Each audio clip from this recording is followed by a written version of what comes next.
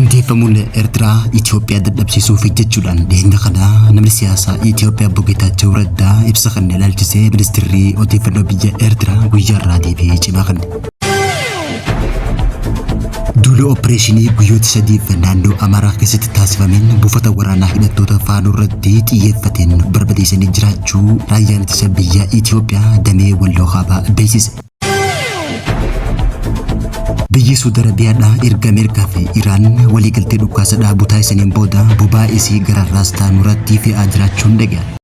Daawwattoota fi hordoftoota Hegeree Miidiyaa nageenya keenya bakka jirtan maratti isin dhaqqabu guyyaan raawwatama G27 barri 2026 kanneen amma isin dhageessifne hangafoota Hegeree Miidiyaati amma bal'ina duttaansa. Dhiyeenya kana waajjira ministeera muummee Itoophiyaatti gorsaan ministeerota dhimma baha Afrikaatii fi pirezidaantiin bulchiinsa yeroo Tigraay duraanii Obbo Geetaachoo Raddaa kolleejjii ittisa Itoophiyaatti leenjii hooggantoota irratti argamuudhaan haasawa jabaa taasiseen Eertiraan hundaa hodhisii Itoophiyaadhaaf dadhabina guddaadha jechuudhaan Eertiraan jiraachuun Itoophiyaaf akka dadhabbii ta'etti ilaalchisuun ibsa kan ilaalchise guyyaa irraa ministeerri odeeffannoo biyya Eertiraa Obbo Yemaanee Gabra Masqal deebii kenneeti jira. Obbo Geetaachoo Raddaa qabxiilee ijoo leenjii isaa irratti dubbate keessaa hundeeffamuun mootummaa Eertiraa diigumsaa fi laafina Itoophiyaa irratti dhiibbaa guddaa qabaachuu ibsuudhaan kaayyoon guddaan walabummaa Eertiraadha Itoophiyaa dadhabsiisuu akka ta'e dubbachuun ni yaadatama. Akkasumallee Eertiraan qaama walabummaan hin malle ta'uu fi maqaan kaartaa daangaa isii immoo kan Itoophiyaa ta'uu fi kaartaan kun koloneeffattoota xaaliyaaniitiin kan bocame ta'uu Obbo Geetaachoo Raddaa dubbii cimtuu dubbateen Obbo Yemaanee Gabra Masqal deebii kenne. Obbo Geetaachoon kaayyoon dhuma pirezidaantii Isaayyaas Afwerqii Itoophiyaa dhuunfachuu akka ta'e ibsuudhaan pirezidaantichi hordoftoota qofa akka walitti qabuu fi imaammata daangaa hin qabne babal'isuuf yeroo ammaan tana karoora qabaachuullee dubbate. Eertiraan biyya humnaan qofa jiraattu ta'uu kan ibse Obbo Geetaachoo lakkoofsi uummata biyyattii illee miiliyoona takka qabxii 8 akka hin caalle dubbatee jira. Itti dabaluudhaan Obbo Geetaachoo Raddaa mootummaan Eertiraa misooma biyya keessaa caalaa jeequmsa biyyoota ollaatiif baay'ata ramaduu fi kaayyoo biyyattii inni guddaan immoo biyyoota biroo tasgabbii dhabamsiisuu akka ta'e dubbachuun ni yaadatama. Mootummaan Eertiraa ibsa Obbo Geetaachoo Raddaa kana ilaalchisee guyyaa irraa karaa ministeera odeeffannoo biyya Eertiraa Obbo Yemaanee Gabra Masqaliin deebii kenneen Geetaachoo Raddaa ejjennoo jijjiiramaa fi dhaaba kana dura cimsee qeeqaa ture waliin dhaabbachuun isaa xawwalwaalummaa siyaasaa agarsiisaa jechuudhaan deebii kennan.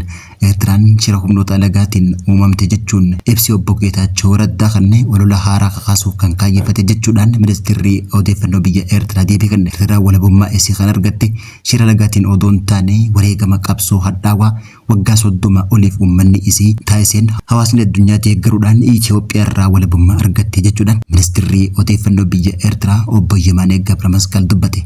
Obbo Yemaanee Gabra Masqal itti dabaluudhaan akka deebii kennetti mootummaan Itoophiyaa kaayyoo isaa guddaan mootummaa Eertiraa irratti duula gaggeessuudhaaf walola adda addaa facaasuu akka ta'e ibsuudhaan mootummaan badhaadhinaa immoo yeroo kamuu caalaa yeroo ammaan tana mootummaa Eertiraa irratti xiyyeeffatee humnoota adda addaatii fi walola adda addaa irratti oofaa jiraachuu beeksise.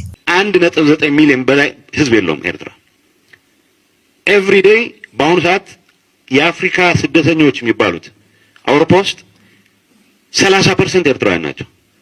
እንግዲህ ከ54 ሀገር ውስጥ ከዚች ሚጢጢ ሀገር 30% ስደተኛ ይወጣል የሚል ወሬ ሲሰማ ይህ ሀገር በሳህል ሜንታሊቲ ለረጅም ጊዜ ልታስቆየው እንደማትችል የሚያሳይ ነው።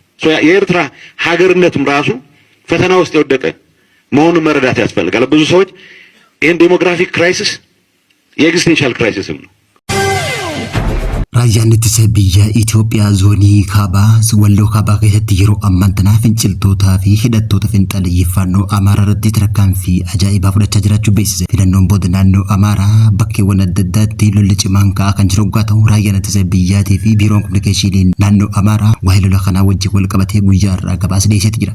Biiroon kominikeeshinii naannoo Amaaraa waa'ee lola dhiyeenya kana naannoo Kaabaa Wallootti raawwatame ilaalchisuudhaan odeeffannoo gabaabaa qodeen akka ibsetti ajajni 17ffaan guyyoota 3 dabran kana keessa zoonii Abunaa Yoosef irraa hanga Kolmeeskitti duula taasises ifa godheeti jira. Hojiin tun ammoo opereeshinii ifate kan faanoo fi hidhattoota faanoo irratti taasifame jechuudhaan duulli kunis ammoo hidhattoota faanoo irratti milkaa'ee jiraachuu waajjira kominikeeshinii mootummaa naannoo Amaaraa ibse.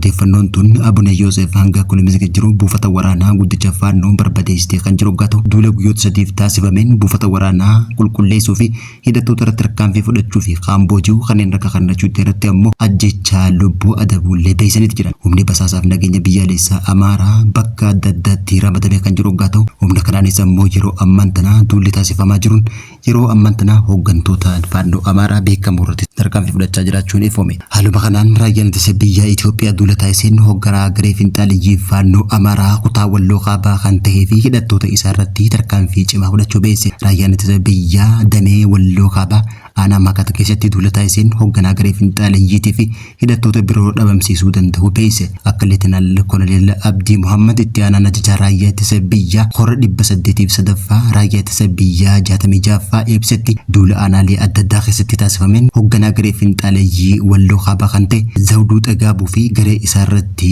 tarkaanfii du'aa fudhatee jiraachuu beeksise.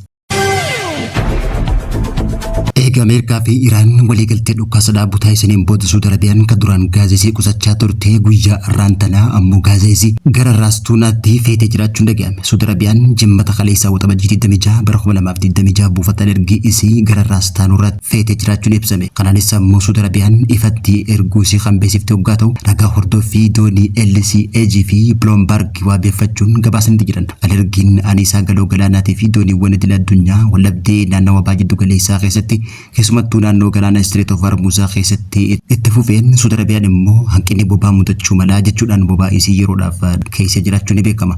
Jalqaba baatii sadaasaarraa eegalee hojiin kun kan dhaabbate waggaa ta'u amma immoo ifatti Saudi Arabiyaan boba'aa isii ala erguu jalqabuun ifame. Dhaabbanni tarsiimoo kun deebi'ee banamuun kun ammoo yeroo haalli nageenyaa fooyyee fi dooniin daldala Ameerikaa fi Iraan jidduutti yeroo dhukaasa dhaabuu hordofuudhaan deemaa jirtutti waggaa ta'u yeroo dooniiwwan boba'aa fe'an daandii galaana Strait of Hormuz keessa nagaan dabraa jiran kana hordofuudhaan Saudi Arabiyaan boba'aa isii gara biyyoota alaatti ergaa jiraachuun dhaga'ame. Yeroo dhukaasa dhaabuun waliigaltee yeroof taasifame suutaan mallattaa jiru kanatti oomishni boba'aa raastaanuuraa irraa deebi'ee jalqabuun dhiyeessii boba'aa addunyaa dadhaboo tasgabbeessuu fi gabaa aniisaa addunyaa irratti amantaa guutuu taasisuudhaaf kan taasistuun ibsame. Kanaanis ammoo Saudi Arabiyaan yeroo ammaan tana boba'aa isii humna guutuudhaan gara alaatti ergaa jiraachuun ibsame.